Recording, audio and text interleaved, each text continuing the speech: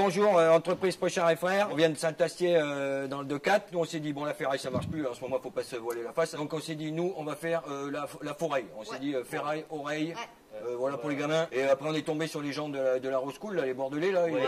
Et donc, eux, ils ont fait un appel à projet. Ils ont dit, voilà, nous, on s'est dit, bah, tiens, on a tout ce qu'il faut. On s'est dit, nous, on a tout ce qu'il faut. On a de la ferraille, on a de l'oreille. On va te faire un petit truc, voilà, pour les gamins, quoi. Pour qu'ils comprennent comment que ça marche, les feuilles. Oui, voilà, que ça comprenne comment que ça marche l'oreille, comment que ça marche le son. Oui. Et puis, surtout, qu'ils fassent attention à leurs oreilles, quoi. Alors là, c'est comment? Qu'est-ce que c'est fichu dans l'oreille? Alors, le matin, comment tu prends ta douche pour te laver, tu prends ton petit doigt. Tu le mets dans ton oreille.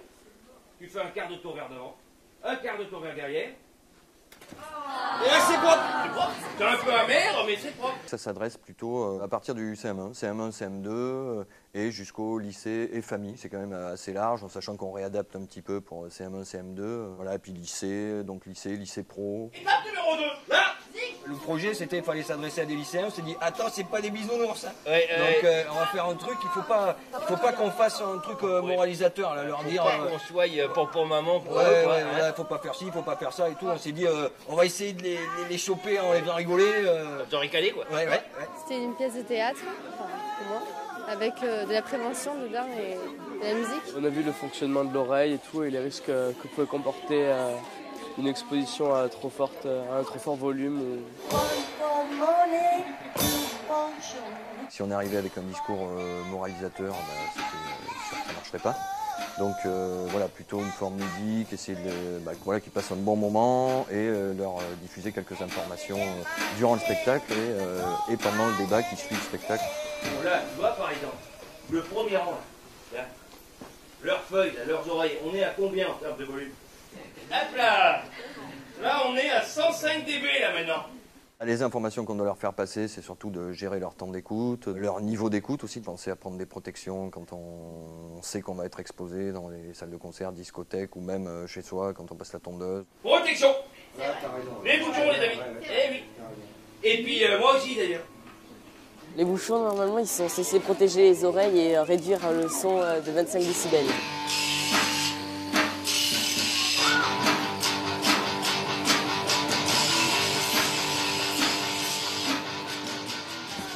Qu'est-ce que c'est, ça? Mais voilà, ils sont moins couillons que vous. Enfin, c'est une foraille, l'oreille fabriquée de la ferraille.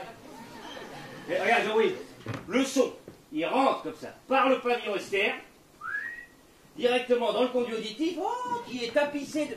Jean-Louis, va me chercher les rideaux de mamie. Tiens, Mimi, mets tes petites fleurs pour faire les cellules. Voilà les petites cellules ciliées qu'on représente par les fleurs de Vichy. Et ces petites cellules, elles vont être excitées. Vas-y, Jean-Louis. Et là, hop, un flux nerveux au cerveau. Une tourterelle. On pourrait essayer notre expérience, tiens. Si on mettait tous ces sons-là à fond, toutes ces nuisances en même temps dans la forêt, mais pendant une durée d'écoute, d'exposition au son, de 12 heures. Les partenaires principaux sont l'Agence régionale de santé, la Rock School Barbet qui produit le spectacle, en fait, qui le diffuse. Ensuite, il y a la Mutualité française, Mutuelle des étudiants, et après des salles dans lesquelles on a travaillé, on a créé le spectacle. La Rock School Barbet est le relais en région de l'association Agissons, qui est une association nationale. Donc c'est une association professionnelle de la musique qui agisse dans la prévention des risques auditifs. Et c'est aussi par notre intermédiaire que l'ARS finance ce spectacle.